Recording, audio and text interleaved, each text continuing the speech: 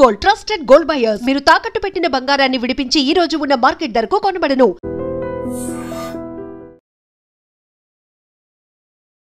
భార్య భర్తను చంపడమో లేకపోతే భర్త భార్యను చంపడమో అనేటువంటి ఇన్సిడెంట్స్ ఈ మధ్య కాలంలో ఎంత భయంకరంగా పెరిగిపోయినాయో మనందరికీ తెలిసిందే.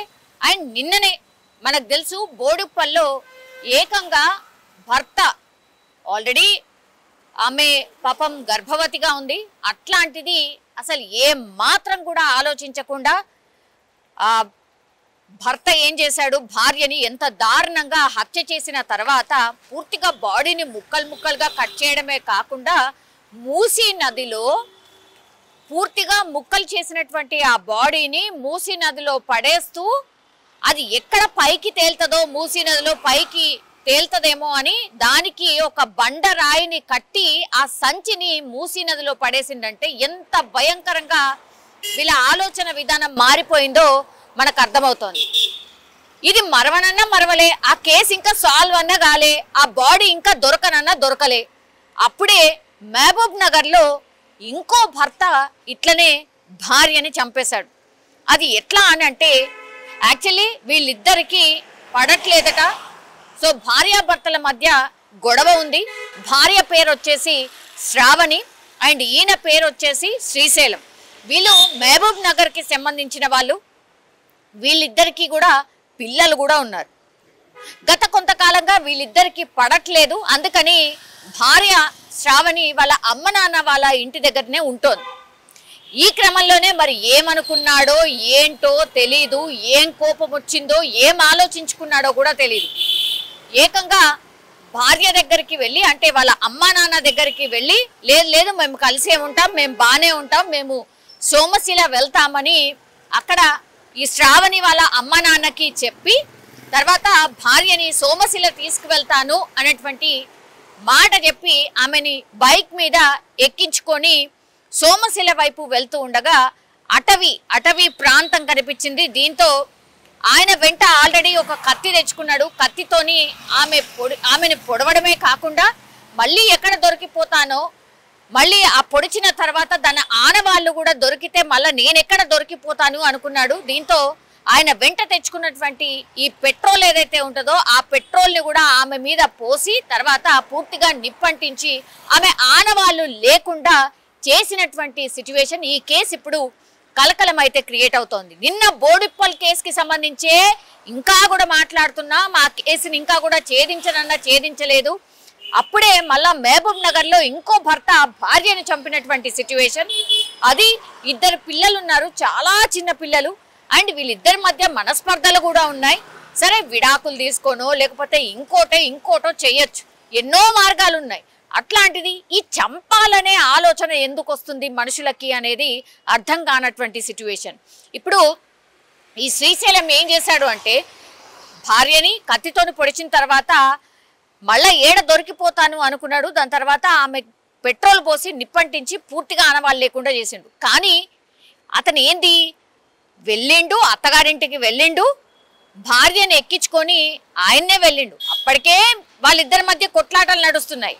వాళ్ళ ఇంటి దగ్గర నుంచి భార్యను ఎక్కించుకొని పోయిన తర్వాత భర్త మీద అనుమానం రాకుండా ఇంకెవరి మీద వస్తుంది?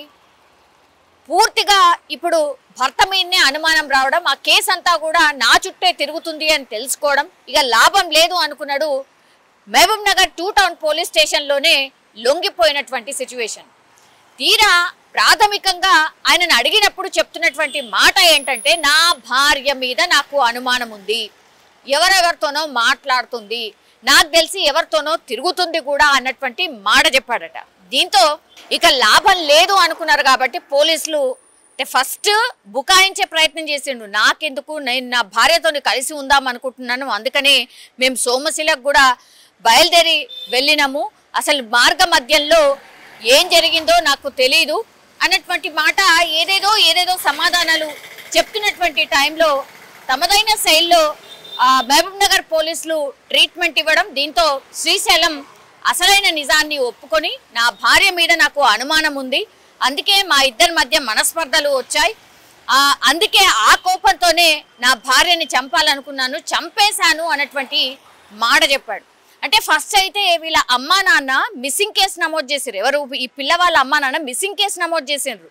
ఇట్లా వాళ్ళ భర్తనే తీసుకెళ్ళిండు, కానీ ఆ రోజు నుంచి కూడా తిరిగి రాలేదు. వాళ్ళ భర్తకు ఫోన్ చేస్తే ఏమీ చెప్పట్లేదు, నాకు తెలీదు అన్నటువంటి మాట చెప్తున్నాడు అన్నప్పుడు అప్పుడు పోలీసులు తమదైన శైలిలో విచారణ చేసినప్పుడు శ్రీశైలం మీదనే అనుమానం ఉంది, ఖచ్చితంగా శ్రీశైలమే చేసుంటాడు అని వాళ్ళ అమ్మా నాన్న ఫిర్యాదు చేయడంతో దీంతో ఆ పోలీసులు తమదైన శైలిలో విచారణ చేసినప్పుడు ఎట్లా ఎక్కడ చంపాడు, ఆమె బాడీ ఎక్కడుంది అని పోలీసులు తీసుకువెళ్ళి భర్త పూర్తిగా ఆమె మృతదేహాన్ని చూపించినటువంటి సిచ్యువేషన్.